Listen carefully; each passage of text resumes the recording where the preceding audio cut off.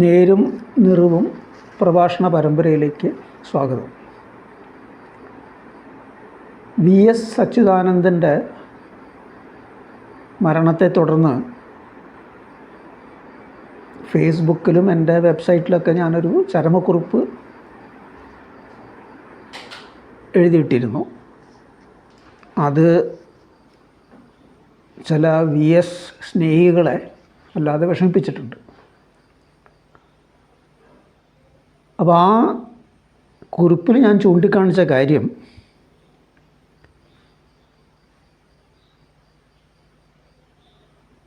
CPM-ന് സവിശേഷമായിട്ടുള്ള, കേരളത്തിലെ CPM-ന് സവിശേഷമായിട്ടുള്ള നയങ്ങൾ, പ്രവർത്തന രീതികൾ ഇതെല്ലാം സജ്ജമാക്കുന്നതിലും നടപ്പാക്കുന്നതിലും മുൻനിരക്കാരനായിരുന്നു വി.എസ്. അച്യുതാനന്ദൻ. ആ നയങ്ങളെന്ന് പറയുമ്പോൾ ഞാനത് ഇങ്ങനെയാണ് വിശേഷിപ്പിച്ചിരുന്നത്: ട്രേഡ് യൂണിയൻ, സഹകരണ സംഘം, പഞ്ചായത്ത് വഴി പ്രാദേശികാധിപത്യം, രാഷ്ട്രീയ എതിരാളികളെ അമർച്ച ചെയ്യാൻ സോഷ്യൽ ഫാസിസം, സാമ്രാജ്യത്വ ഭരണവർഗ നയങ്ങൾക്ക് ജനപ്രിയ മുഖംമൂടി അണിയിക്കുന്ന വികസന പദ്ധതികൾ, തെരഞ്ഞെടുപ്പ് നേട്ടത്തിന് തരാതരം പോലെ മതേതര നാട്യവും മുസ്ലിം വിരോധവും, വിപ്ലവ ശക്തികളെ അടിച്ചമർത്തുന്ന ഭരണകൂട നീക്കങ്ങളിൽ പൂർണ്ണ പങ്കാളിത്തം, ഇതിനെല്ലാം ന്യായം ചമയ്ക്കുന്ന തിരുത്തൽവാദം. ഇതൊക്കെയാണ് കേരളത്തിലെ CPM-ൻ്റെ അടിസ്ഥാന ചെരിവുകൾ. ഈ ചെരിവുകളുടെ പിൻബലത്തിൽ, അതിൻ്റെ പരിശീലനത്തിൽ വളർന്നു വന്നവരൊക്കെയാണ് പിണറായിയും കൂട്ടരൊക്കെ. അപ്പോൾ അതിന് അടിത്തറ ഒരുക്കുന്നതിലും കാലാകാലങ്ങളിൽ ഔദ്യോഗിക നേതൃത്വത്തിനെതിരെ വരുന്നവരെ വെട്ടി നിരത്തുന്നതിലുമൊക്കെ തന്നെ ഒട്ടും മോശമല്ലാത്ത പങ്കാണ് വി.എസ്. അച്യുതാനന്ദൻ ഒരു നീണ്ട കാലം നിറവേറ്റി വന്നത്. അത് CITU ലോബി ആയാലും കൊള്ളാം, പിന്നീട് അല്ലെങ്കിൽ അതിന് മുമ്പുള്ള MV രാഘവൻ്റെ ബദൽ രേഖ സംഘത്തിൻ്റെ പ്രശ്നമായാലും ശരി, എല്ലാം അതിലങ്ങനെ തന്നെയാണ് ഉണ്ടായിട്ടുള്ളത്. അപ്പോൾ പിന്നീട് വി.എസ്. അച്യുതാനന്ദൻ ഔദ്യോഗിക പക്ഷത്തിന് അനഭിമതനായിട്ട് മാറുകയും മുമ്പ് നടന്നതുപോലെ വെട്ടിനിർത്തൽ ഭീഷണി നേരിടുകയും ചെയ്തൊരവസ്ഥയുണ്ടായിരുന്നു. പ്രത്യേകിച്ചും പിണറായി പക്ഷത്തിൻ്റെ കോർപ്പറേറ്റ് തിരുത്തൽവാദമെന്ന് ഞാൻ വിശേഷിപ്പിക്കുന്നത് ആധിപത്യത്തിൽ വന്നതോടുകൂടി. ഈ കോർപ്പറേറ്റ് തിരുത്തൽവാദത്തിൻ്റെ സവിശേഷത എന്ന് പറയുന്നത്, അതിന് മുൻകാലങ്ങളിൽ ഈ പറയുന്ന ട്രേഡ് യൂണിയൻ, സഹകരണ സംഘം, പഞ്ചായത്ത് ഇത്യാദി വഴികളിലൂടെയൊക്കെ തന്നെയുള്ള സ്വത്ത് സമ്പാദനത്തിൽ നിന്ന് വ്യത്യസ്തമായി സ്വകാര്യ സ്വത്ത് സമ്പാദനത്തിലേക്ക് തന്നെ നേരിട്ട് കിടക്കുകയും, അതുപോലെ തന്നെ വിനോദസഞ്ചാരം, IT, സൂപ്പർ സ്പെഷ്യാലിറ്റി ആശുപത്രി, വിദ്യാലയങ്ങൾ, ഇങ്ങനെയുള്ള കാര്യങ്ങളിലൂടെയൊക്കെ തന്നെ പുതിയൊരു മേഖല, ഒരു വ്യാവസായിക മേഖല തന്നെ പടുത്തുയർത്തുകയും ചെയ്യുന്ന ഒന്നാണ് ഈ കോർപ്പറേറ്റ് തിരുത്തൽവാദത്തിൻ്റെ സവിശേഷത. AKG പഠന കേന്ദ്രത്തിൻ്റെ കേരളത്തിൻ്റെ ഭാവി പദ്ധതികളെന്ന് പറയുന്നത് ഈ പറയുന്ന ടൂറിസവും IT-യും ഒക്കെ തന്നെയാണെന്നുള്ള കാര്യം മറക്കരുത്. അപ്പോൾ അതിനോട് ഒത്തുപോകുന്നത് തന്നെയാണ് ഈ കോർപ്പറേറ്റ് തിരുത്തൽവാദത്തിൻ്റെ ഈ സമീപനങ്ങൾ. പക്ഷെ അതുമായിട്ട് പൊരുത്തപ്പെടാൻ അച്യുതാനന്ദന് കഴിഞ്ഞിട്ടില്ല.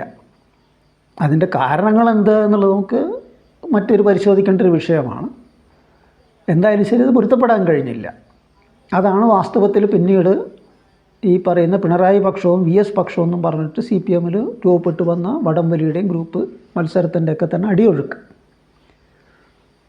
അപ്പോൾ അതിൽ പിന്തള്ളപ്പെടുന്നൊരു സാഹചര്യം വന്നപ്പോൾ അതിന് മുമ്പുണ്ടായിരുന്നവരിൽ നിന്ന് വ്യത്യസ്തമായി വി.എസ്. അച്യുതാനന്ദൻ ജനകീയ വിഷയങ്ങളിൽ ഇടപെട്ടുകൊണ്ട് ജനങ്ങൾക്കിടയിൽ, പാർട്ടി അണികൾക്കിടയിൽ തൻ്റെ നിലയുറപ്പിച്ചു, തൻ്റെ സ്വാധീനം ഉറപ്പിച്ചു. അതിലൂടെയാണ് ഈ പറയുന്ന പിണറായി പക്ഷത്തിൻ്റെ വെട്ടിനിർത്തലിനെ അതിജീവിക്കാനായിട്ട് അച്യുതാനന്ദന് കഴിഞ്ഞത്. അതിലൂടെ തന്നെയാണ് വി.എസ്. അച്യുതാനന്ദൻ CPM-ൻ്റെ അകത്ത് ഉള്ളൊരു നേതാവ് എന്നതിനുപരി പൊതുവിൽ മലയാളികൾക്കിടയിൽ, മലയാളി ബഹുജനങ്ങൾക്കിടയിൽ ഒരു പ്രിയങ്കരനായ നേതാവായിട്ട് മാറുന്നത്, ജനസമ്മതനായിട്ടൊരു നേതാവായിട്ട് മാറുന്നത് അങ്ങനെയാണ്. മൂന്നാർ ഉൾപ്പെടെയുള്ള പല പല വിഷയങ്ങൾ ഇടപെട്ടുകൊണ്ട്. അപ്പോൾ അത് ഇടപെടൽ മാത്രമല്ല, കാരണം ആ ഇടപെടലൊന്നും മൗലികമായിട്ടുള്ള എന്തെങ്കിലും ഒരു വ്യത്യാസത്തിന് വഴിവെച്ചിട്ടില്ല. അങ്ങനെയുള്ള സമരങ്ങളൊന്നും VS അച്യുതാനന്ദൻ ഏറ്റെടുത്തിട്ടുമില്ല. പക്ഷേ എങ്കിൽ തന്നെയും അതേറെ സ്വീകാര്യമായത്, അങ്ങനെ ഇടപെട്ടത് തന്നെ സ്വീകാര്യമാകുന്ന, ചില പ്രതീകാത്മകമായിട്ടുള്ള കാര്യങ്ങളൊക്കെ ആണെങ്കിൽ തന്നെയും അതേറെ സ്വീകാര്യമാകുന്ന ഒരു സാഹചര്യമെന്ന് പറയുന്നത് CPM കാലാകാലങ്ങളായിട്ട് നിറവേറ്റിക്കൊണ്ടിരുന്ന പരിഷ്കരണവാദ പ്രവർത്തനങ്ങളിൽ നിന്ന് പോലും പിന്മാറുന്നൊരവസ്ഥ, ആ ഒരു ശൂന്യത ഇവിടെ നിലനിൽക്കുന്നുണ്ടായിരുന്നു. അപ്പോൾ ആ ശൂന്യതയിലേക്കാണ് VSൻ്റെ ഇത്തരം ഇടപെടലുകൾ ഒരു പുതിയ ചലനം ഉണ്ടാക്കുന്നത്, ഒരു എന്തോ ഒക്കെ നടക്കാൻ പോകുന്ന ഒരു പ്രതീക്ഷ ഉണർത്താൻ കഴിയും. അപ്പോൾ നേതൃത്വത്തിൻ്റെ ഇത്തരം പോക്കിലും അതുപോലെ തന്നെ സാഹചര്യത്തിൽ ഞെരുക്കത്തിലൊക്കെ തന്നെ മനമെടുത്തിരിക്കുന്ന അണികൾക്കിടയിലും സാമാന്യ ജനങ്ങൾക്കിടയിലും അതിനൊരു സ്വീകാര്യത കിട്ടുന്നതിൻ്റെ അടിസ്ഥാന കാരണം അതായിരുന്നു. ഇതാണ് ഞാൻ ആ കുറിപ്പിൽ ചൂണ്ടിക്കാണിച്ചൊരു കാര്യം. അതാണ് ഞാൻ നേരത്തെ പറഞ്ഞത്. അത് തീരെ പിടിക്കാത്ത ചില ആൾക്കാർ പല പല തരത്തിലുള്ള കമൻറ്റുകളൊക്കെ എഴുതിയിട്ടുണ്ട്. ഗൗരവപരമായിട്ട് ഞാൻ ഉന്നയിച്ച രാഷ്ട്രീയ വിഷയങ്ങളായിട്ട് ആരും പ്രതികരിച്ചിട്ടില്ല. അപ്പോൾ ഈ ബഹളം വയ്ക്കുന്ന സുഹൃത്തുക്കൾ ഒന്ന് ചിന്തിക്കേണ്ട ഒരു കാര്യമുണ്ട്. 1996 ആദിവാസി ഭൂപ്രശ്നത്തിൽ ആദിവാസികളുടെ അവകാശത്തെ അട്ടിമറിക്കുന്ന ഒരു ഭേദഗതി നിയമം നായനാർ സർക്കാർ കൊണ്ടുവന്നപ്പോൾ എന്ത് നിലപാടാണ് VS അച്യുതാനന്ദൻ സ്വീകരിച്ചത്? അന്ന് ഇടതുപക്ഷ ജനാധിപത്യ മുന്നണിയുടെ കൺവീനറാണ്, CPMൻ്റെ പോളിറ്റ് ബ്യൂറോ അംഗമാണ്. അന്ന് അസംബ്ലിയിൽ ഈ നിയമം വരുമ്പോൾ അതിനെതിരെ വോട്ട് ചെയ്യാൻ ഒരേ ഒരു വ്യക്തി ഉണ്ടായിരുന്നുള്ളൂ, KR ഗൗരി. അപ്പോഴത്തേക്കും KR ഗൗരി CPM വിട്ട് മാറിയിട്ടുണ്ടായിരുന്നു. അപ്പോൾ ഈ പറയുന്ന ജനപക്ഷത്ത് അടിയുറച്ച് നിൽക്കുന്നൊരു വ്യക്തി എന്ന നിലയ്ക്കാണ് നമ്മൾ VSനെ മനസ്സിലാക്കേണ്ടതെങ്കിൽ ഇത്തരം മൗലികമായൊരു പ്രശ്നത്തിൽ സമൂഹത്തിലെ ഏറ്റവും അടിത്തട്ടുള്ള ജനങ്ങളുടെ ഈ വിഷയത്തിൽ എന്തുകൊണ്ടൊരു നിലപാടെടുക്കാൻ കഴിഞ്ഞില്ല? എന്തുകൊണ്ട് ഈ നീക്കത്തിനെതിരെ ശബ്ദിക്കാൻ ധൈര്യപ്പെട്ടില്ല?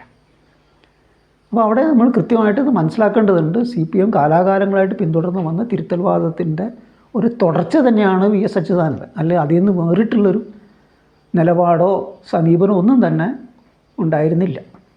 ഇനി മറ്റൊരു കാര്യം കൂടി നോക്കുക. ഇപ്പോൾ കേരള സ്റ്റോറിക്ക് അവാർഡ് കിട്ടിയിരിക്കുകയാണല്ലോ. അപ്പോൾ അതിൻ്റെ സംവിധായകൻ പറഞ്ഞിരിക്കുന്നത് VS അച്യുതാനന്ദൻ പറഞ്ഞ കാര്യം തന്നെ ഞാൻ സെമിനാറിൽ കാണിച്ചേക്കണേ. അപ്പോൾ എല്ലാവരും കൂടെ മക്കട്ട് കയറേണ്ട കാര്യം എന്താണെന്ന് അയാൾ ചോദിച്ചിരിക്കുന്നത്. എന്തുകൊണ്ടാണ് അയാൾക്ക് അങ്ങനെ, അത് പറയുന്നതിൽ വസ്തുതയില്ല, പക്ഷെ എന്തുകൊണ്ടാണ് അയാൾക്ക് അങ്ങനെ പറയാൻ പറ്റുന്നത്? കാരണം അത്തരം ചില പ്രസ്താവനകൾ VS അച്യുതാനന്ദൻ നടത്തിയിട്ടുണ്ട്. മലപ്പുറത്തെ കുട്ടികൾ പരീക്ഷയിൽ വലിയ തോതിൽ വിജയിച്ചപ്പോൾ അതിലെന്തോ കൃത്രിമമുണ്ടെന്ന് പറഞ്ഞ ആളാണ്. അതേപോലെ തന്നെ മുസ്ലിങ്ങളുടെ ഭൂരിപക്ഷം ആകെ അപകടകരമായ നിലയിലേക്ക് മാറുമെന്ന് പറഞ്ഞ ആളാണ്. VS അച്യുതാനന്ദൻ മാത്രമല്ല, ആൻ്റണിയും അതുപോലെ ചില അഭിപ്രായങ്ങൾ പറഞ്ഞിട്ടുണ്ട്. സമാനമായിട്ടെന്ന് പറയാവുന്ന ചില അഭിപ്രായങ്ങൾ പറഞ്ഞിട്ടുണ്ട്. അപ്പോൾ അതെവിടെ നിന്ന് വന്നു എന്ന് നമ്മൾ ചിന്തിക്കണം. അത് കൃത്യമായിട്ടൊരു രാഷ്ട്രീയ CPMൻ്റെ രാഷ്ട്രീയം തന്നെയാണ്. അതല്ല VS അച്യുതാനന്ദനായിട്ടൊരു മുസ്ലിം വിരോധം അല്ലാതെ. ഞാനിവിടെ എൻ്റെ കുറിപ്പിൽ ചൂണ്ടിക്കാണിച്ചതുപോലെ കാലാകാലങ്ങളിൽ തെരഞ്ഞെടുപ്പ് നേട്ടത്തിന് വേണ്ടി മതേതരത്വവും മുസ്ലിം വിരോധത്തെ കൈമാറിയിട്ടുണ്ട്. അപ്പോൾ ഇതിൻ്റെ ഒരു ആകമൊത്തമാണ് ആ വ്യക്തി. അപ്പോൾ ജനകീയമായിട്ട് സ്വീകാര്യനായതുകൊണ്ട് ആ രാഷ്ട്രീയമൊന്നും ഇല്ലാതാകുന്നില്ല. അങ്ങനെ ജനകീയമായി സ്വീകാര്യമായിട്ടുള്ള വേറെയും പല ആൾക്കാരുണ്ട്. ഉമ്മൻചാണ്ടി അതുപോലെ സ്വീകാര്യനായിരുന്നില്ല ഒരു കാലഘട്ടത്തിൽ. ഇറാഖിൽ സദ്ദാം ഹുസൈൻ അങ്ങനെ സ്വീകാര്യനായില്ലേ? അങ്ങനെ എത്രയോ ആൾക്കാരുണ്ട്. ചില പ്രത്യേക സാഹചര്യങ്ങളിൽ ചില വ്യത്യസ്തമായ നിലപാടുകൾ അവരെടുക്കുന്നത് കൊണ്ട് അല്ലെങ്കിൽ സമീപനങ്ങൾ പ്രകടിപ്പിക്കുന്നത് കൊണ്ട് അടിസ്ഥാനപരമായ നിലപാടായിക്കൊള്ളണമെന്നില്ല, ജനങ്ങൾക്കത് സ്വീകാര്യമായിട്ട് മാറും. അതിൽ കൂടുതലൊന്നും തന്നെ ഇല്ല അതിൽ. അപ്പോൾ നമ്മൾ ഈ കെട്ടുകാഴ്ചകളിൽ വിസ്മയിച്ച് അന്തം വിടുന്നതിന് പകരം, ജനങ്ങൾ എത്ര ലക്ഷക്കണക്കിന് ജനങ്ങളല്ലേ വന്നിരിക്കുന്നതെന്നൊക്കെ പറഞ്ഞിട്ട് അന്തം വിടുന്നതിന് പകരം കാര്യങ്ങളെക്കുറിച്ചൊന്ന് ചുഴിഞ്ഞ് ചിന്തിക്കാൻ ശ്രമിക്കണം. അപ്പോഴാണ് വസ്തുതകൾ നമുക്ക് മനസ്സിലാവും.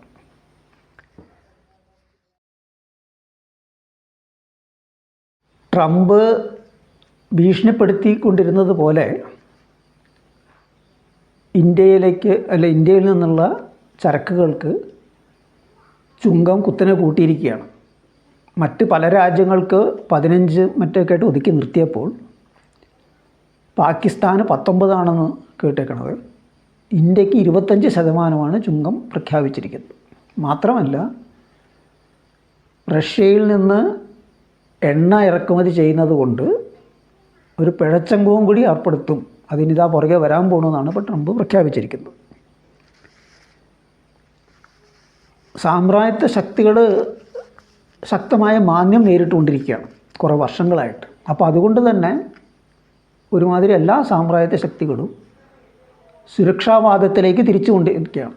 കാരണം അവരവരുടെ വിപണികൾ, താന്താങ്ങളുടെ വിപണികൾ എങ്ങനെയെങ്കിലും കാത്തു രക്ഷിക്കുക, അതിലേക്കുള്ള പുറമേ നിന്നുള്ള ചരക്കുകളുടെ വരവ് പരമാവധി തടയുക, നിയന്ത്രിക്കുക, തങ്ങളുടെ കയറ്റുമതി പരമാവധി വർദ്ധിപ്പിക്കുക, ഈ ഒരു സമീപനമാണ് അവർ സ്വീകരിച്ചിരിക്കുന്നത്. അപ്പോൾ അതിൻ്റെ ഭാഗം തന്നെയാണ് ഇപ്പോൾ ട്രംപ് എടുത്തിരിക്കുന്ന ഈ നിലപാട്. അത് അനിവാര്യമായിട്ടും സാമ്രാജ്യത്വ ശക്തികൾ തമ്മിലുള്ള വൈരുദ്ധ്യത്തിനെ ശക്തിപ്പെടുത്തുകയും ചെയ്യും. അപ്പോൾ ഈ മത്സരത്തിൻ്റെ ഫലമായിട്ട് ഇങ്ങനെ ചുങ്കം വർദ്ധിച്ചിരിക്കുമ്പോൾ അത് ഇന്ത്യൻ ഭരണവർഗങ്ങളെക്കുറിച്ച്, മോഡി സർക്കാരിനെക്കുറിച്ച് ഉണ്ടായിരുന്ന ചില ധാരണകളെ അതിൻ്റെ സത്യാവസ്ഥ വെളിപ്പെടുത്താനായിട്ട് കൂടി സഹായകരമായിട്ടുണ്ട്. ഇങ്ങനെ ചുങ്കം വർദ്ധിപ്പിക്കും എന്നൊക്കെ പറഞ്ഞിട്ട് ട്രംപ് ഭീഷണിപ്പെടുത്തിക്കൊണ്ടിരുന്നപ്പോൾ ആദ്യമൊക്കെ അതിനോട് പ്രതികരിക്കാനിരിക്കുകയാണ് ചെയ്തിരുന്നത് മോഡി സർക്കാർ. അത് ആവർത്തിച്ച് വന്നപ്പോൾ പിന്നെ ഈ എണ്ണക്കാരെയൊക്കെ പറയാൻ തുടങ്ങിക്കഴിഞ്ഞപ്പോഴത്തേക്കും വിദേശകാര്യമന്ത്രി ജയശങ്കർ പറഞ്ഞത്, ഞങ്ങളുടെ രാജ്യത്തിൻ്റെ താല്പര്യം നോക്കിയിട്ട് ഞങ്ങൾക്ക് പ്രവർത്തിക്കാൻ പറ്റുള്ളൂ, എല്ലാവരെയും പോലെ ഞങ്ങളും അത് ചെയ്യും എന്നൊക്കെയാണ് പറഞ്ഞത്. ഇത് പരസ്യമായിട്ട് ഇങ്ങനെ പ്രഖ്യാപനമൊക്കെ നടത്തുമ്പോൾ മറുവശത്ത് യഥാർത്ഥത്തിൽ അമേരിക്കയ്ക്ക് അനുകൂലമായിട്ടുള്ള നയങ്ങൾ മെല്ലെ നടപ്പാക്കിക്കൊണ്ടിരിക്കുകയായിരുന്നു. റഷ്യയിൽ നിന്നുള്ള എണ്ണയുടെ ഇറക്കുമതി 25% വെട്ടിക്കുറച്ച് ഈ കാലഘട്ടത്തിനിടയിൽ തന്നെ. അതേപോലെ തന്നെ അമേരിക്കയിൽ നിന്നുള്ള പല ചരക്കുകളുടെയും ചുങ്കവും കുറച്ചിട്ടുണ്ടായിരുന്നു. ഇനിയും കുറയ്ക്കാനുള്ള സാധ്യതകൾ എന്തൊക്കെയുണ്ടെന്ന് അന്വേഷിച്ചുകൊണ്ടിരിക്കുകയാണെന്നാണ് പറഞ്ഞത്. അപ്പോഴാണ് ട്രംപിൻ്റെ ഈ പ്രഹരം, മാത്രമല്ല വളരെ മോശപ്പെട്ട ഭാഷ ഉപയോഗിച്ചുകൊണ്ടുള്ള അഭിപ്രായ പ്രകടനങ്ങളും. അപ്പോൾ അങ്ങനെ വന്നു കഴിഞ്ഞപ്പോഴത്തേക്കും ഇന്ത്യൻ വിദേശകാര്യ വകുപ്പിൻ്റെ വക്താവ് നൽകിയിരിക്കുന്ന വിശദീകരണക്കുറിപ്പ് വളരെ ശ്രദ്ധേയമാണ്.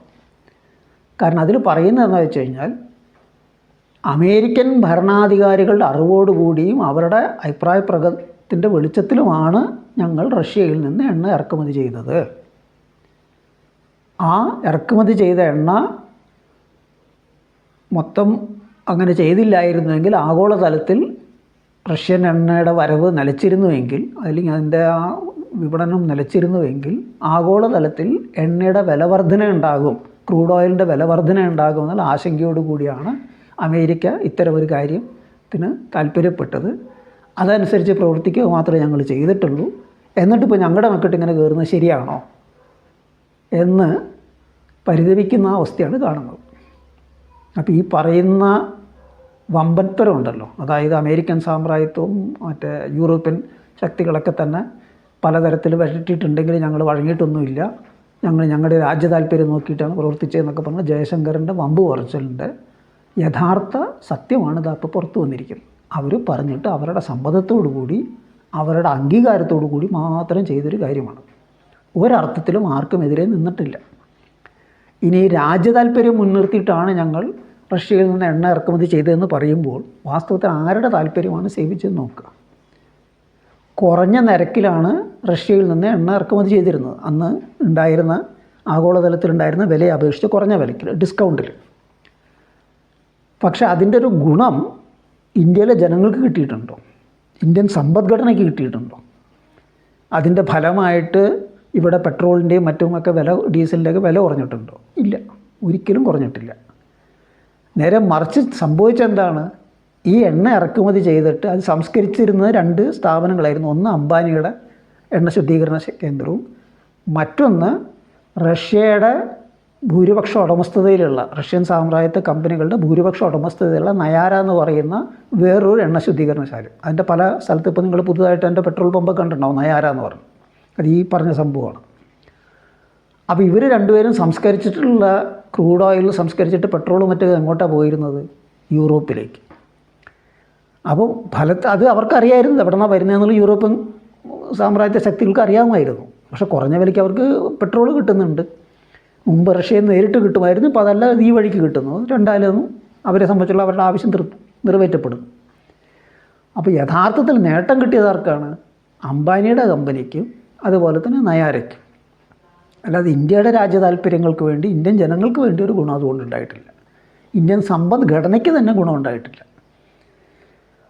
അപ്പോൾ ഇതായിരുന്നു അതിൻ്റെ വസ്തുത. അപ്പോൾ ഇപ്പുറത്ത് വമ്പ് പറച്ചലിൻ്റെ വസ്തുത നമ്മൾ മനസ്സിലാക്കുന്നു. രണ്ടാമത് രാജ്യതാല്പര്യം എന്ന് പറയുമ്പോൾ ആരുടെ താല്പര്യമാണ് ഈ രാജ്യ താല്പര്യം എന്നുള്ള കാര്യം കൂടി അതിലൂടെ തെളിയുന്നുണ്ട്. അപ്പോൾ ഇതാണ് എക്കാലവും ഇവിടുത്തെ ഭരണവർഗ്ഗങ്ങൾ ചെയ്തു പോന്നിട്ടുള്ളത്. തങ്ങൾ സ്വതന്ത്ര രാജ്യത്തിൻ്റെ ഭരണാധികാരികളാണ്, പരമാധികാര രാജ്യത്തിൻ്റെ ഭരണാധികാരികളാണ്, ഒരു ശക്തിക്ക് മുമ്പ് ഞങ്ങൾ വഴങ്ങില്ല, ഞങ്ങളുടെ രാജ്യ താല്പര്യം മുൻനിർത്തി ഞങ്ങൾ പ്രവർത്തിക്കുകയുള്ളൂ. പണ്ട് ബംഗ്ലാദേശ് യുദ്ധകാലത്ത് 7ാം കപ്പൽ പടയെ വെല്ലുവിളിച്ചിട്ടില്ലേ ഞങ്ങൾ നിന്നത് എന്നൊക്കെ പറഞ്ഞിട്ട് അവകാശപ്പെടുമ്പോൾ വസ്തുത ഇതാണ്: സാമ്രാജ്യത്വ ശക്തികൾ തമ്മിലുള്ള വൈരുദ്ധ്യത്തിനെ ഉപയോഗപ്പെടുത്തി അല്ലെങ്കിൽ അവരുടെ ചില ആവശ്യങ്ങളെ മുൻനിർത്തി കിട്ടുന്ന ഇടങ്ങളിൽ ആണിവർ കളിച്ചുകൊണ്ടിരുന്നത്. ഇപ്പോൾ നേരത്തെ ഞാൻ പറഞ്ഞല്ലോ, ഒരു വശത്ത് അമേരിക്ക യൂറോപ്യൻ സാമ്രാജ്യത്വ ശക്തികൾ റഷ്യക്കെതിരെ ഉപരോധം പ്രഖ്യാപിക്കുന്നു, എണ്ണ വിൽപ്പന തടയുന്നു, അത് ചെയ്യുന്നു, ഇത് ചെയ്യുന്നു. മറുവശത്ത് ആ എണ്ണ കുറഞ്ഞ വിലയ്ക്ക് വാങ്ങിച്ചോളാനായിട്ട് ഇന്ത്യൻ ഭരണാധികാരികളും ഇന്ത്യൻ ഭരണവർഗ്ഗങ്ങളോട് പറയുന്നു. എന്നിട്ട് അത് സംസ്കരിച്ച് തിരിച്ച് യൂറോപ്പിലേക്ക് പോകുന്നു. അപ്പോൾ ഈ സാമ്രാജ്യത്വ ശക്തികൾ തമ്മിലുള്ള മത്സരത്തിൻ്റെയൊക്കെ ഭാഗമായിട്ട് കിട്ടുന്ന ചില ഇടങ്ങളിൽ ഇടപെട്ടുകൊണ്ട് ചില നേട്ടങ്ങൾ ഉണ്ടാക്കിയെടുക്കുക എന്നുള്ളതല്ലാതെ ഒരു കാലഘട്ടത്തിലും ഇന്ത്യൻ ഭരണവർഗ്ഗങ്ങൾക്ക് സാമ്രാജ്യത്വ ശക്തികളെ വെല്ലുവിളിച്ചുകൊണ്ട് നിലയെടുക്കാൻ കഴിഞ്ഞിട്ടില്ല. സാമ്രാജ്യത്വ വ്യവസ്ഥയെ വെല്ലുവിളിച്ചുകൊണ്ട് നിലയെടുക്കാൻ കഴിഞ്ഞിട്ടില്ല. കാരണം അതതിൻ്റെ അടിസ്ഥാനപരമായിട്ട് ദല്ലാൾ സ്വഭാവം അതാണ്. ഒരു ദല്ലാൾ ഭരണവർഗ്ഗങ്ങളാണത്. അതിനൊരിക്കലും സാമ്രാജ്യത്വ വ്യവസ്ഥയ്ക്ക് വിരുദ്ധമായ ഒരു നിലപാടെടുത്തുകൊണ്ട് പ്രവർത്തിക്കാൻ കഴിയില്ല. ഇനി മറ്റൊരു കാര്യം കൂടി നോക്കാം നമുക്ക്. US ഭീഷണിക്ക് വഴങ്ങരുത്, അങ്ങനെ വിട്ടുകൊടുക്കരുത്, നമ്മളുടെ തന്ത്രപരമായ സ്വയാധികാരം നഷ്ടപ്പെടുത്തരുത് എന്നൊക്കെ ചില അഭിപ്രായ പ്രകടനങ്ങൾ മാധ്യമങ്ങളിൽ വരുന്നുണ്ട്, പ്രത്യേകിച്ച് ഇംഗ്ലീഷ് മാധ്യമങ്ങളിൽ. അതിൽ മുൻ വിദേശകാര്യ സെക്രട്ടറിമാർ അങ്ങനെ പലരും അത്തരത്തിലുള്ള ലേഖനങ്ങൾ എഴുതുന്നുണ്ട്. പക്ഷേ ഇത് സാധ്യമായൊരു കാര്യമാണ്. ഒന്നാമത് അങ്ങനെ ഈ പറയുന്ന തന്ത്രപരമായോ അടവുപരമായിട്ടുള്ള സ്വയാധികാരം എന്ന് പറഞ്ഞാൽ ഒന്നുമില്ല അവർക്ക്. ഇനി രണ്ടാമത്, ഇന്ന് നിലനിൽക്കുന്ന സാമ്രാജ്യത്വ സംഘർഷങ്ങളുടെയും വൈരുദ്ധ്യങ്ങളുടെയും സാഹചര്യത്തിൽ അതിനെത്രത്തോളം ഇടമുണ്ട്. ഒരു ബഹുധ്രുവ ലോകമാണ് ഞങ്ങൾ ആഗ്രഹിക്കുന്ന, ഏകധ്രുവ ലോകമല്ല ഞങ്ങൾ ആഗ്രഹിക്കുന്നത്. ആ ബഹുധ്രുവ ലോകത്തിൽ ഒരു പ്രധാന ശക്തിയായിട്ട് ഇന്ത്യ മാറിക്കൊണ്ടിരിക്കുകയാണ് എന്നൊക്കെയായിരുന്നു ഇന്ത്യൻ ഭരണവർഗത്തിൻ്റെ അവകാശവാദം, പ്രത്യേകിച്ച് മോഡി പക്ഷത്തിൻ്റെ സംഘികളുടെ അവകാശവാദം. അപ്പോൾ അതിൻ്റെ ഭാഗമായിട്ട് ഇന്ത്യ ബ്രിക്സിലുണ്ട്, അതുപോലെ വേറെ ചില സംഘങ്ങളിലൊക്കെ ഉണ്ട്. ഇപ്പുറത്ത് അമേരിക്കയായിട്ട് കൂട്ടുചേർന്നുകൊണ്ട് ക്വാഡ് എന്ന് പറയുന്ന വേറൊരു സംവിധാനത്തിലുണ്ട്, ചൈന വിരുദ്ധമായി രൂപം കൊടുത്തിരിക്കുന്ന ഒരു സംവിധാനത്തിലുണ്ട്. അപ്പോൾ എല്ലാ വള്ളങ്ങളിലും കാല് ചവിട്ടി നിന്നുകൊണ്ട്, രണ്ടല്ല പല വള്ളങ്ങളിൽ കാല് ചവിട്ടി നിന്നുകൊണ്ട് അങ്ങനെ ഒരു അഭ്യാസിയായിട്ട് നിലനിന്ന് പോവും, സ്വന്തം കാര്യങ്ങൾ നേടിയെടുക്കും എന്നൊക്കെയായിരുന്നു അവരുടെ അവകാശവാദം. പക്ഷെ അതിനുള്ള ഇടം ചുരുങ്ങിക്കൊണ്ടിരിക്കുകയാണ്. കാരണം ഞാൻ നേരത്തെ പറഞ്ഞതുപോലെ സാമ്രാജ്യത്വ സമ്പദ്ഘടനകളെ ആകമൊത്തത്തിൽ ബാധിച്ചിരിക്കുന്ന മാന്യം, അതിൻ്റെ ഉണ്ടാക്കുന്ന ഞെരുക്കം, ഇതിൻ്റെയൊക്കെ ഭാഗമായിട്ട് ഈ വൈരുദ്ധ്യങ്ങൾ തീവ്രമായി കൊണ്ടിരിക്കുകയാണ്. മറുവശത്ത് ജനങ്ങളുടെ ഭാഗത്തു നിന്നുള്ള പ്രക്ഷോഭങ്ങളും, പല സാമ്രാജ്യത്വ ശക്തികളും പല രാജ്യങ്ങളിലും ഇട്ടിരിക്കുന്ന പല പദ്ധതികളും നടപ്പാക്കാൻ കഴിയുന്നില്ല. ഇവിടെ നമുക്ക് ഇന്ത്യയിൽ തന്നെ അറിയാമല്ലോ, കർഷക പ്രക്ഷോഭത്തിൻ്റെ ഫലമായിട്ട് ആ നിയമങ്ങൾ അവർക്ക് പിൻവലിക്കേണ്ടി വന്നു. അപ്പോൾ ഇത്തരമൊരു സാഹചര്യത്തിൽ അവർ തമ്മിലുള്ള സാമ്രാജ്യത്വ ശക്തികൾ തമ്മിലുള്ള വൈരുദ്ധ്യം പടിപടിയായിട്ട് കൂടുതൽ മുറുകിക്കൊണ്ടിരിക്കുകയാണ്. അപ്പോൾ അങ്ങനെ വരുമ്പോൾ ഇതിൻ്റെ ഇടയിൽ നിന്ന് കളിക്കുക എന്നുള്ള സാധ്യത ഇല്ല. ഇപ്പോൾ ഇതിന് മുമ്പ് ഇന്ത്യൻ ഭരണവർഗ്ഗങ്ങൾ റഷ്യൻ സോവിയറ്റ് സോഷ്യൽ സാമ്രാജ്യത്തോട് ചാരി നിന്നുകൊണ്ടാണ് ഈ സാമ്രാജ്യത്വ വൈരുദ്ധ്യത്തിൻ്റെ ചില നേട്ടങ്ങൾ എടുക്കാനായിട്ട് നോക്കിയിരുന്നത്. പക്ഷേ ഇന്നിപ്പോൾ ആരോട് ചാരി നിൽക്കുക? കാരണം ഒരു വശത്ത് അമേരിക്കൻ സാമ്രാജ്യത്വത്തിന് നേതൃത്വത്തിലുള്ള പാശ്ചാത്യ സാമ്രാജ്യത്വ ശക്തികളുടെ ചേരി, മറുവശത്ത് റഷ്യയും ചൈനയും, ഈ രണ്ട് സാമ്രാജ്യത്വ ശക്തികളുടെ കൂട്ടുകെട്ടിൻ്റെ ഭാഗമായിട്ട് രൂപപ്പെട്ട് വരുന്നൊരു ചേരി. അതിപ്പോഴും ശക്തമായൊരു ചേരിയായിട്ട് രൂപപ്പെട്ടില്ലെങ്കിൽ ഏതാണ്ട് അങ്ങനെ രൂപപ്പെട്ട് വരുന്നുണ്ട്. അപ്പോൾ ഇതിനോട് ഈ അമേരിക്കൻ ചേരി വിട്ടിട്ട് അപ്പുറത്ത് പോയി കൂടാൻ പറ്റുമോ? കഴിയില്ല. കാരണം എന്ന് വെച്ച് കഴിഞ്ഞാൽ ഇന്ത്യൻ ഭരണവർഗ്ഗങ്ങളെ സംബന്ധിച്ചിടത്തോളം അവരുടെ പ്രധാന ഒരു ഒരു മേച്ചിൽപ്പുറം അല്ലെങ്കിൽ ഒരു നിയന്ത്രണ മേഖല എന്ന് പറഞ്ഞാൽ ദക്ഷിണേഷ്യ. ആ ദക്ഷിണേഷ്യയിലേക്ക് ഇന്ന് ചൈനീസ് സോഷ്യൽ സാമ്രാജ്യത്വം കടന്നു കയറിയിരിക്കുന്നു. ശക്തമായ രീതിയിൽ കടന്നു കയറുകയും ഈ പറയുന്ന ഇന്ത്യൻ ഭരണവർഗ്ഗങ്ങളുടെ ഇന്ത്യൻ വ്യാപനവാദത്തിൻ്റെ മുമ്പുണ്ടായിരുന്ന ആധിപത്യത്തിന് വലിയ കോട്ടം സംഭവിക്കുകയും ചെയ്തിട്ടുണ്ട്. പ്രത്യേകിച്ചും ബംഗ്ലാദേശിലുണ്ടായിട്ടുള്ള ഭരണമാറ്റത്തിൻ്റെയൊക്കെ തുടർന്ന് ഒരു പുതിയ അച്ചുതണ്ട് തന്നെ രൂപപ്പെട്ടു വരുന്നൊരു സാധ്യതയും കാണുന്നുണ്ട്. ചൈന, പാകിസ്ഥാൻ, ബംഗ്ലാദേശ് എന്നുള്ള കൂട്ടുകെട്ടിലുള്ള ഒരു പക്ഷേ നേപ്പാളും അതിൽ പങ്കാളിയാകാനും സാധ്യതയുണ്ട്. അപ്പോൾ അത്തരമൊരു സാഹചര്യത്തിൽ ഈ മുമ്പത്തെ പോലെ റഷ്യയെ പൂർണ്ണമായിട്ടും ആശ്രയിച്ച് ഇതിനെ നേരിടാൻ കഴിയില്ല. പണ്ട് സോവിയറ്റ് സോഷ്യൽ സാമ്രാജ്യത്വത്തിന് വിപ്ലവ ചൈനയായിട്ട് വൈരുദ്ധ്യം ഉണ്ടായിരുന്നു. അപ്പോൾ അതിനെ ഉപയോഗപ്പെടുത്താൻ കഴിയുമായിരുന്നു. അതില്ല. ഇന്നിപ്പോൾ റഷ്യൻ സാമ്രാജ്യത്തെ സംബന്ധിച്ചിടത്തോളം ചൈനീസ് സോഷ്യൽ സാമ്രാജ്യത്തായിട്ടുള്ള ബന്ധം അതിന് വളരെ ആവശ്യമായിട്ടൊരു കാര്യമാണ്. അപ്പോൾ അതുകൊണ്ട് ചൈനീസ് സോഷ്യൽ സാമ്രാജ്യത്വവും ഇന്ത്യൻ ഭരണവർഗ്ഗങ്ങളും തമ്മിലൊരു വൈരുദ്ധ്യം തീക്ഷ്ണമായി കഴിഞ്ഞാൽ അത് മയപ്പെടുത്താൻ അവർ ശ്രമിക്കും. കാരണം ഈ രണ്ട് കൂട്ടരെയും അവർക്ക് ആവശ്യമുണ്ട്. പക്ഷേ അതേസമയത്തിന് ആത്യന്തികമായിട്ട് റഷ്യൻ സാമ്രാജ്യത്വം ചൈനീസ് സോഷ്യൽ സാമ്രാജ്യത്വത്തിൻ്റെ പക്ഷത്തായിരിക്കും നിലയുറപ്പിക്കുക. അപ്പോൾ പൂർണ്ണമായിട്ട് അങ്ങോട്ട് പോകാനും പറ്റില്ല. അതേസമയം തന്നെ അതിനെ നേരിടാനും കഴിയില്ല. പ്രത്യേകിച്ചും ചൈനയെ നേരിടാൻ കഴിയില്ല. കാരണം അതിൻ്റെ ഇന്നത്തെ നിൽക്കുന്ന സൈനിക ശേഷിയുടെ മുമ്പിൽ ഇന്ത്യയുടെ സൈനിക ശേഷി ഒന്നുമല്ല.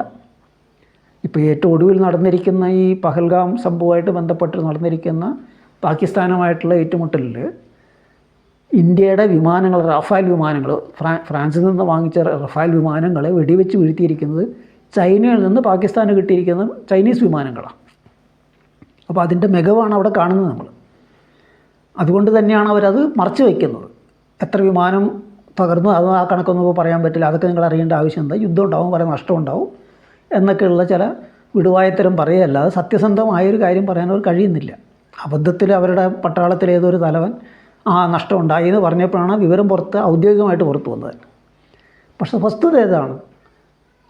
ചൈനയുടെ ഇന്നത്തെ സാമ്പത്തിക ശേഷി, ചൈനീസ് സാമ്രാജ്യത്തിൻ്റെ ഇന്നത്തെ സാമ്പത്തിക ശേഷിയും അതിൻ്റെ പിൻബലത്തിലുള്ള സൈനിക ശേഷിയുടെ മുമ്പിൽ ഇവരൊന്നുമല്ല.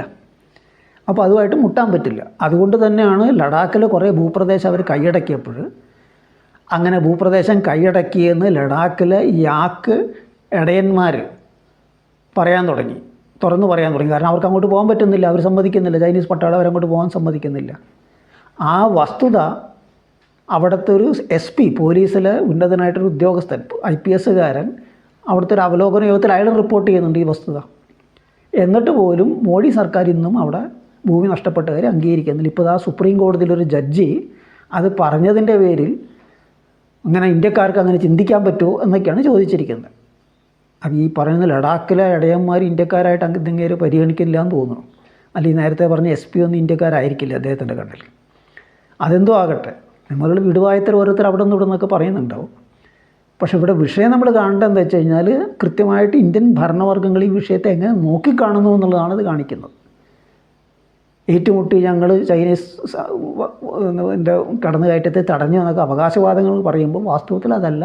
കടന്നുകയറാൻ നടന്നു, അവർ കുറേ ഭൂപ്രദേശം പിടിച്ചു വച്ചു, അവർക്ക് സൗകര്യമുള്ളതുപോലെ തന്നെ അവർ കുറേശ്ശെ ചില ഭാഗങ്ങളിൽ പിന്മാറുന്നു. പക്ഷെ ആ പിന്മാറുമ്പോഴും മുമ്പ് ഇന്ത്യൻ പട്ടാളം റോന്ത് ചുറ്റിയിരുന്ന പ്രദേശങ്ങൾ ഇന്ന് ചെയ്യാൻ പറ്റുന്നില്ല എന്നുള്ള സത്യത നിലനിൽക്കുന്നുണ്ട്. അപ്പോൾ അതാണ് അവിടെയുള്ള ആ അതിർത്തി നിൽക്കുന്നൊരവസ്ഥ. അപ്പോൾ ഇതിൻ്റെ ഇടയിൽ ഇപ്പോൾ നമുക്ക് കാണാൻ കഴിയുന്നൊരു കാര്യം, ചൈനീസ് സോഷ്യൽ സാമ്രാജ്യത്വം കുറച്ച് കാലങ്ങളായിട്ട് ഇന്ത്യയോടുള്ള ഭരണവർഗ്ഗങ്ങളോടുള്ള ഭരണാധികാരികളുടെ സമീപനത്തെ മയപ്പെടുത്തിയിട്ടുണ്ട്. ഒരു പക്ഷേ അമേരിക്കൻ സാമ്രാജ്യത്തായിട്ടുള്ള വൈരുദ്ധ്യത്തിൻ്റെ വെളിച്ചത്തിൽ ഇവരായിട്ടുള്ള ബന്ധത്തിൽ കുറച്ചൊരു മയം വരുത്തി കഴിഞ്ഞാൽ കുറച്ച് ഗുണമുണ്ടാകാൻ സാധ്യതയുണ്ടെന്ന് കണക്കൂട്ടലായിരിക്കും അത് ചെയ്തിട്ടുണ്ടാവും. താൽക്കാലികമായിട്ടൊരു പ്രതിഭാസമാണ്. കാരണം ആത്യന്തികമായിട്ട് ചൈനീസ് സോഷ്യൽ സാമ്രാജ്യത്തെ സംബന്ധിച്ചിടത്തോളം ഈ മേഖലയിൽ, ദക്ഷിണേഷ്യൻ മേഖലയിൽ അവരുടെ പ്രധാന തടസ്സവും വെല്ലുവിളിയായിട്ട് വരുന്ന ഇന്ത്യൻ ഭരണാധികാരികൾ തന്നെയാണ്, ഭരണകൂടം തന്നെയാണ്. അപ്പോൾ അതുകൊണ്ട് ഇത് ശാശ്വതമായി അങ്ങനൊരു പ്രശ്നപരിഹാരം ഉണ്ടാകാൻ പോകുന്നില്ല അവിടെ. അപ്പോൾ അങ്ങനെ ഞാൻ പറഞ്ഞു വരുന്നതെന്ന് വെച്ച് കഴിഞ്ഞാൽ, അപ്പോൾ ഇന്നത്തെ ലോക സാഹചര്യത്തിൽ ഈ സാമ്രാജ്യത്തെ ചേരിക്ക് പകരം മറ്റേ സാമ്രാജ്യത്തെ ചേരി എന്ന് പറഞ്ഞ് ഒരു തെരഞ്ഞെടുപ്പ് നടത്താനുള്ള സാധ്യത വളരെ ചുരുങ്ങിയിട്ടുണ്ട്. അപ്പോൾ അതുകൊണ്ട് തന്നെ മോഡി ഭരണമായാലും കൊള്ളാം, ഇനി ഇന്ത്യൻ ഭരണം, ഇന്ത്യക്കാരുടെ സഖ്യത്തിൻ്റെ ഭരണം വന്നാലും ശരി, ഇന്ന് കാണുന്നത് പോലെയുള്ള അമേരിക്കൻ സാമ്രാജ്യത്തെ ചേരിയോടുള്ള ചാഞ്ഞ് നിൽക്കുന്ന ആ നിപ്പിൽ മാറ്റം വരാൻ പോകുന്നില്ല. അപ്പോൾ അതുകൊണ്ട് തന്നെ ട്രംപിൻ്റെ ഈ പറയുന്ന താരിഫ് ഭീഷണിക്ക് മുമ്പിൽ വഴങ്ങുകയും മാത്രമേ അവർക്ക് വഴിയുണ്ടാവൂ. അത് പടിപടിയായിട്ട് ഇനി വന്നു. ഇപ്പോൾ തന്നെ കുറച്ച് കാര്യങ്ങളൊക്കെ അവർ വിട്ടുവീഴ്ച ചെയ്ത് കഴിഞ്ഞു. ആണവ അവിടെ നിന്നുള്ള ആണവ റിയാക്ടറിൻ്റെ നിർമ്മാണം അമേരിക്കൻ കമ്പനികൾക്ക് ഇവിടെ വന്ന് നിർമ്മിക്കാനായിട്ടുള്ള സൗകര്യപ്പെടുത്തുന്ന നിയമനിർമ്മാണം നടത്തിക്കഴിഞ്ഞു, ഭേദഗതി നടത്തിക്കഴിഞ്ഞിരിക്കുന്നു. എന്തെങ്കിലും അപകടം പറ്റിക്കഴിഞ്ഞാൽ അവർക്ക് യാതൊരു ബാധ്യതയില്ലാത്ത രീതിയിലാണ് ഇപ്പോൾ നിയമം ഭേദഗതി ചെയ്തിരിക്കുന്നത്. വാസ്തവം നമ്മുടെ ജനങ്ങളുടെ ജീവിതം പണയപ്പെടുത്തിക്കൊണ്ടുള്ളത് കാര്യമാണത്. അതേപോലെ തന്നെ പല ചരക്കുകളുടെ ഇറക്കുമതി ചുങ്കം കുറച്ചിരിക്കുന്നു. F-35 വിമാനം വാങ്ങിക്കാനായിട്ട് ചില ചർച്ചകൾ നടക്കുന്നു. അപ്പോൾ അങ്ങനെ ഓരോന്നോരോന്നായിട്ട് അവസാനം വിട്ടുവീഴ്ച ചെയ്യുന്നതിൽ ഉറപ്പാണ്. പക്ഷേ ഒരു പ്രധാന വിഷയം വരുന്നത്, ട്രംപ് ഭരണം നിർബന്ധം പിടിക്കുന്ന ഒരു പ്രധാന കാര്യം കാർഷിക വിളകളുടെ കയറ്റുമതിയാണ്.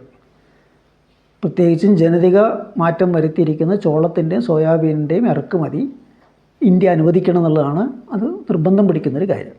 അത് ചെയ്തു കഴിഞ്ഞാൽ ഇവിടെ വലിയൊരു പ്രശ്നമാവുമല്ലോ.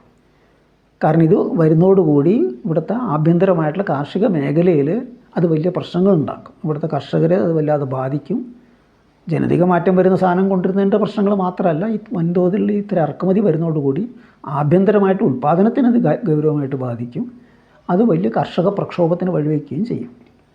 അപ്പോൾ ഈ രണ്ടിൻ്റെ ഇടയിലൊരു വെട്ടിൽ വീണിരിക്കുന്നൊരവസ്ഥയാണ് ഇപ്പം ഇന്ന് മോഡി സർക്കാർ നേരിട്ടുകൊണ്ടിരിക്കുന്നത്. പല കാര്യങ്ങൾ അതെങ്ങനെ തിരിഞ്ഞ് വരും എന്നുള്ളതാണ് ഇതിന് കണ്ടറിയേണ്ട കാര്യം. കേരളത്തിൽ വലതുപക്ഷവൽക്കരണം വർദ്ധിച്ചുകൊണ്ടിരിക്കുകയാണെന്നാണ് CPM സംസ്ഥാന സെക്രട്ടറി MV ഗോവിന്ദൻ നിരീക്ഷിക്കുന്നത്.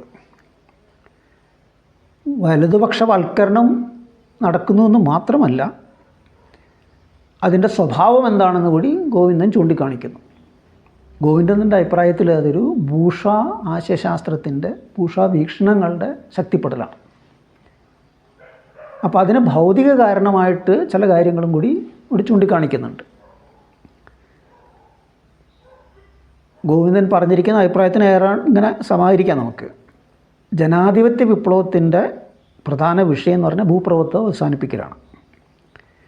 ഭൂപ്രഭുത്വം രണ്ട് തരത്തിലുണ്ട്. ഒന്ന് നാടുവാഴിത്ത ഭൂപ്രഭുത്വം, മറ്റൊന്ന് നാടുവാഴി ഭൂപ്രഭുത്വം, മറ്റൊന്ന് മുതലാളിത്ത ഭൂപ്രഭുത്വം. ഇവിടെ നാടുവാഴി ഭൂപ്രഭുത്വം നമ്മൾ കേരളത്തിൽ അവസാനിപ്പിച്ചു. എങ്ങനെ? ജന്മികുടിയാൻ ബന്ധം അവസാനിപ്പിച്ചുകൊണ്ട്. അപ്പോൾ അത് വന്നതോടുകൂടി ജനാധിപത്യ വിപ്ലവത്തിൻ്റെ ഒരു ഘട്ടം പൂർത്തിയായി. അപ്പോൾ ജനാധിപത്യ വിപ്ലവത്തിൻ്റെ ഘട്ടം പൂർത്തിയായി കഴിഞ്ഞപ്പോൾ അവിടെ പകരം വരുന്നത് എന്താ? പിന്നെ മുതലാളിത്തമാണ് വരുന്നത്. അപ്പോൾ അതുകൊണ്ട് തന്നെ ഇവിടെ ഭൂഷ ആശയങ്ങൾക്ക് പ്രചരിക്കാനും ശക്തിപ്പെടാനായിട്ടൊരു ഭൗതിക അടിത്തറ ഇതുവഴി ഉണ്ടായിരിക്കുന്നു. ഇതാണ് വലതുപക്ഷവൽക്കരണത്തിൻ്റെ ഭൗതിക സാഹചര്യം എന്താണ് ഗോവിന്ദൻ പറയുന്നത്. അപ്പോൾ നമ്മളൊന്ന് ചുറ്റുപാട് നോക്കുക. അപ്പോൾ നമ്മൾ കാണുന്ന ചില കാര്യങ്ങൾ, ഉദാഹരണത്തിന് സംഘികളുടെ ബോധപൂർവമായ പ്രേരണയോടുകൂടി സകല രംഗങ്ങളിലും ശക്തിപ്പെട്ടു വരുന്ന ബ്രാഹ്മണ്യ മൂല്യങ്ങൾ, അതിൻ്റെ ഏറ്റവും അവസാനത്തെ ഒരു ഇത് കണ്ടതാണ് നമ്മൾ കാലുപിടുത്തം. പിള്ളേരെ കൊണ്ട് വാദ്യന്മാരുടെ കാല് പിടിപ്പിച്ചിട്ടുള്ള പരിപാടി. അങ്ങനെ ഓരോരോ കാര്യങ്ങൾ, രാമായണ മാസം, മറ്റത് മറിച്ച്, അങ്ങനെ പല പല തരത്തിലുള്ള ബ്രാഹ്മണ്യ മൂല്യങ്ങളുടെ ശക്തമായൊരു കടന്നുവരവാണ് നമ്മുടെ ചുറ്റും കാണുന്നത്. അപ്പോൾ ഇത് എന്തായിട്ടാണ് നമ്മൾ കാണേണ്ടത്? ഇതൊക്കെ മുതലാളിത്തമാണോ? മുതലാളിത്തത്തിന് അതിൻ്റേതായിട്ടുള്ള ഈ പറഞ്ഞ ബ്രാഹ്മണ്യത്തിൻ്റെ ഇതിനെയൊക്കെ അപേക്ഷിച്ച്, അല്ലെങ്കിൽ പഴയ നാടുവാഴിത്ത മൂല്യങ്ങളെ അപേക്ഷിച്ച് അല്പം വ്യത്യസ്തമായിട്ടുള്ളൊരു തലം വേണമല്ലോ, ആധുനികതയുടെ ഒരു സ്വഭാവമൊക്കെ ഉണ്ടാവണമല്ലോ. അപ്പോൾ അതാണോ നമ്മളിവിടെ കാണുന്നത്? അല്ലെങ്കിൽ ഇപ്പോൾ ഏറ്റവും ഒടുവിലത്തേത് നോക്കുക, മറ്റേ അടൂർ ഗോപാലകൃഷ്ണൻ്റെ അവസ്ഥ പ്രഖ്യാപനം. സവർണർ അവർക്കിടയിൽ ഇത് അല്ലാതെ തന്നെ പറയും, ഉള്ള സർക്കാർ ആനുകൂല്യങ്ങളും മറ്റും മറിച്ചും എല്ലാം തന്നെ പട്ടികവർഗ്ഗക്കാരും മറ്റവരടിച്ച് മാറ്റുകയാണ്, നമുക്കൊന്നും കിട്ടുന്നില്ല, അങ്ങനെയാണ് ഇങ്ങനെയാണ്, അവർക്ക് യാതൊരു കഴിവുമില്ല, കഴിവില്ലാത്ത ആൾക്കാരെ പിടിച്ച് ചുമ്മാ ഉദ്യോഗസ്ഥത്തിലാക്കി മാറ്റിയിരിക്കുകയാണ് എന്നൊക്കെ സവർണർ തമാമിൽ പറയുക എന്നുള്ളത് പണ്ടേ ഉള്ള കാര്യമാണ്, ഒരിക്കലും നിന്നിട്ടില്ല അത്. പക്ഷെ പൊതുവേദിയിൽ കയറി നിന്ന് പ്രസംഗിക്കുക എന്നുള്ളത് ഒരു പുതിയ കാര്യം തന്നെയാണ്. എന്തിൽ നിന്നിട്ടാണ് അടൂർ ഗോപാലകൃഷ്ണൻ അതിനുള്ള ധൈര്യം കിട്ടിയത്? ഒരു സാമൂഹ്യ സാഹചര്യത്തിൽ നിന്ന് കിട്ടുന്ന കാര്യമാണത്. അപ്പോൾ ശ്രീകുമാരൻ തമ്പി അയാളെ കയറി പിന്തുണയ്ക്കുന്നത് വെറുതെ അല്ല, കാരണം ആ ഒരു സാമൂഹ്യ ബോധം ഇവിടെ ശക്തിപ്പെട്ട് വരുന്നുണ്ട്. അപ്പോൾ അത്തരത്തിലുള്ള ഇതിനു മുമ്പ് നമ്മൾ ചില പ്രക്ഷോഭ സമരങ്ങൾ കണ്ടാണല്ലോ. MG യൂണിവേഴ്സിറ്റിയിലൊരു സമരത്തിൽ, അതുപോലെ തന്നെ ഈ KR നാരായണൻ ഫിലിം ഇൻസ്റ്റിറ്റ്യൂട്ടിലെ സമരത്തിൽ, എല്ലാത്തിലും നമ്മൾ കണ്ടതാണ്. അങ്ങനെ പല പല അവസരങ്ങളും നമ്മൾ കണ്ടേക്കണ കാര്യമാണ്. പല രീതിയിലും. അതുപോലെ ഇവിടുത്തെ എന്താണ് പറയുക, എന്തുപോലെയാണത് പറയുക, മറ്റേ ആ കോട്ടയത്ത് കെവിൻ കൊല്ലപ്പെട്ട സംഭവം, അങ്ങനെയുള്ള വിവിധ വിഷയങ്ങളിൽ ഇതൊക്കെ ശക്തിപ്പെട്ട് വരുന്നത് എന്ത് മൂല്യങ്ങളാണത്? മുതലാളിത്ത മൂല്യങ്ങളാണോ? അല്ല. കൃത്യമായിട്ട് ആ പറയുന്ന ജാതി ജന്മിത്വത്തിൻ്റെ മൂല്യങ്ങൾ തന്നെയാണ്, ബ്രാഹ്മണ്യ മൂല്യങ്ങൾ തന്നെയാണ് ശക്തമായിട്ട് വന്നുകൊണ്ടിരിക്കുന്നത്. അപ്പോൾ ഈ പറയുന്ന രണ്ട് കാര്യങ്ങൾ നമ്മൾ ശ്രദ്ധിക്കേണ്ടത്, ഒന്ന് എം.വി. ഗോവിന്ദൻ്റെ നിരീക്ഷണം വലതുപക്ഷവൽക്കരണത്തിൻ്റെ യഥാർത്ഥ ആന്തരിക സ്വഭാവം എന്ത് എന്ന് കണ്ണിൽ കുത്തുന്ന അവസ്ഥയിൽ വന്നിട്ട് പോലും തിരിച്ചറിയാൻ കഴിയുന്നില്ല എന്നുള്ളതാണ് ഒരു ഗതികേട്. അത് ശരിക്കും ഗതികേട് തന്നെയാണോ, അതോ ബോധപൂർവം തന്നെ കുന്തമന ബ്രാഹ്മണ്യത്തിനെതിരെ തിരിയാതിരിക്കാനായിട്ടുള്ള ശ്രമമാണോ? അതും ആകാം. കാരണം തിരുത്തൽവാദവും ബ്രാഹ്മണ്യവും തമ്മിലുള്ള സന്ധി നീണ്ട കാലമായിട്ടുള്ളൊരു സന്ധിയാണ്. അത് പരസ്പര ബന്ധമാണത്. പെട്ടെന്ന് പുതിയതായിട്ടൊരു കാര്യമൊന്നുമല്ല. വേറൊരു കാര്യം നോക്കുക, ഇപ്പം ഗോവിന്ദൻ്റെ നിരീക്ഷണത്തിൽ ജന്മി കുടിയാൻ ബന്ധം അവസാനിച്ചതാണ് കേരളത്തിൽ നാടുവാഴി ഭൂപ്രഭുത്വം അവസാനിച്ചതിന് തെളിവായിട്ട് പറയുന്നത്. അപ്പോൾ കേരളത്തിലെ നാടുവാഴിത്തം, ജാതി ജന്മിത്വം എന്ന് പറയുന്നത് ഈ പറയുന്ന ജന്മി കുടിയാൻ ബന്ധത്തിൽ മാത്രം ഒതുങ്ങി നിൽക്കുന്നതായിരുന്നു. കാർഷിക മേഖലയിൽ കാർഷിക പണികളിൽ മുഖ്യമായിട്ട് എടുത്തുകൊണ്ടിരുന്ന അടിയാളരപ്പോൾ എവിടെ പോയി? അവർ കുടിയാന്മാരായിരുന്നില്ലല്ലോ. അല്ലെങ്കിൽ പിന്നീട് അവർ കുടികടപ്പായരായിട്ട് മാറുന്നു. അപ്പോൾ അവരെവിടെ പോയി? കാർഷിക അധ്വാനത്തിൽ നിർണായക പങ്ക് വഹിച്ചിരുന്നവരല്ലേ. അപ്പോൾ അങ്ങനെയുള്ള അതാരായിരുന്നു? അത് ദളിതരും അതുപോലെ തന്നെ ആദിവാസികൾ, ചില ഗോത്രങ്ങളും, അടിയാളരായിരുന്ന ചില ഗോത്രങ്ങൾ, പണിയര്, അടിയര് പോലുള്ള ചില ഗോത്രങ്ങൾ. അപ്പോൾ ഈ വിഭാഗങ്ങൾ ഇവിടുത്തെ കാർഷിക മിച്ചം ഉൽപ്പാദിപ്പിക്കുന്നതിൽ നിർണായക പങ്ക് വഹിച്ച് ഈ വിഭാഗങ്ങളെ മാറ്റി നിർത്തിക്കൊണ്ട് ഇവിടെ നിലനിന്ന് ജാതി ജന്മിത്വ ബന്ധത്തിനെ വെറും ജന്മി കുടിയാനിലേക്ക് ചുരുക്കി കാണുക എന്ന് പറയുമ്പോൾ അതെന്താണ് ചെയ്യുന്നത്? ഇവിടെ പിന്നീട് നടപ്പാക്കിയ ഭൂപരിഷ്കരണത്തിൽ അത് തന്നെയാണ് ചെയ്തത്. അതുകൊണ്ടാണ് കുടികിടപ്പുകാർക്ക് ഭൂമികൾ അവകാശം നിഷേധിച്ചുകൊണ്ട് 10 സെൻറ്റിലേക്ക് 5 സെൻറ്റിലേക്ക് അവർ ചുരുക്കിയത്. അതിൻ്റെ പ്രശ്നങ്ങൾ ചൂണ്ടിക്കാണിച്ചുകൊണ്ട് ധാരാളം പഠനങ്ങളും കാര്യങ്ങളൊക്കെ പിന്നീട് ഇക്കാലത്തിനിടയിലൊക്കെ വന്നിട്ടുണ്ട്. അപ്പോൾ അതൊന്നും കാണാതെ, ഈ വസ്തുതകളൊന്നും തിരിച്ചറിയാതെ ഇങ്ങനെ അവതരിപ്പിക്കുമ്പോൾ ഞാൻ ഈ നേരത്തെ പറഞ്ഞതുപോലെ ഫലത്തിൽ എന്താ ചെയ്യുന്നത്? ബോധപൂർവമോ അബോധപൂർവമോ ബ്രാഹ്മണ്യത്തിനെതിരെയുള്ള ആ സമരം, അതിൻ്റെ പ്രാധാന്യം അതിനെ ഇല്ലാതാക്കുകയാണ് ചെയ്യുന്നത്. അപ്പോൾ വലതുപക്ഷവൽക്കരണത്തിൻ്റെ യഥാർത്ഥ വിഷയം നമ്മൾ അഭിമുഖീകരിക്കുന്ന എന്താണോ അതിനെ മാറ്റി നിർത്തിക്കൊണ്ട്, പ്രത്യേകിച്ച് അത് ഓർക്കണം ഏത് സാഹചര്യത്തിലാണ് കേന്ദ്രത്തിൽ ബ്രാഹ്മണ്യ ഹിന്ദുത്വ ഫാസിസ്റ്റുകൾ പിടിമുറുക്കിയിരിക്കുന്ന സാഹചര്യത്തിൽ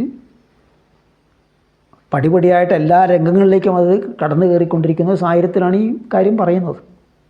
അപ്പോൾ ആ ഫാസിസ്റ്റ് വിരുദ്ധ സമരത്തിന് അതെങ്ങനെ ബാധിക്കും? അപ്പോൾ ഈ അബദ്ധങ്ങൾ അല്ല, നേരെ മറിച്ച് ഡോക്ടർ അംബേദ്കർ മുമ്പേ തന്നെ ചൂണ്ടിക്കാണിച്ചതുപോലെ ബ്രാഹ്മണ്യവും മുതലാളിത്തവുമാണ് തൊഴിലാളി വർഗത്തിൻ്റെ രണ്ട് പ്രധാന ശത്രുക്കൾ, ഇരട്ട ശത്രുക്കൾ എന്നൊരു തിരിച്ചറിവോടുകൂടി അങ്ങനെ ഒരു സമഗ്ര കാഴ്ചപ്പാടോടുകൂടിയൊരു ഇടപെടലാണ് വേണ്ടി വരിക. അതുതന്നെയാണ് മാവോയിസം മുന്നോട്ട് വയ്ക്കുന്ന പുത്തൻ ജനാധിപത്യ വിപ്ലവത്തിൻ്റെ കാഴ്ചപ്പാട്. ഇതിനെ സമഗ്രമായി കണ്ടുകൊണ്ടുള്ളൊരു നിലപാടാണ് അത് മുന്നോട്ട് വയ്ക്കുന്നത്. ഇപ്പുറത്ത് നിൽക്കുന്ന തിരുത്തൽവാദം ബ്രാഹ്മണ്യമായിട്ട് സന്ധി ചെയ്യുമ്പോൾ മറുവശത്ത് ഇന്നത്തെ കേരളത്തിൽ നമ്മൾ കാണുന്ന കാര്യങ്ങൾ ശരിയായി വിലയിരുത്താനായിട്ടും അതിനെ മറികടക്കേണ്ട ദിശ എന്താണെന്ന് ചൂണ്ടിക്കാണിക്കാനും ഇപ്പുറത്ത് നിൽക്കുന്ന ഈ മാവോയിസത്തിനാണ് കഴിയുക എന്നുള്ളതാണ് വസ്തുത.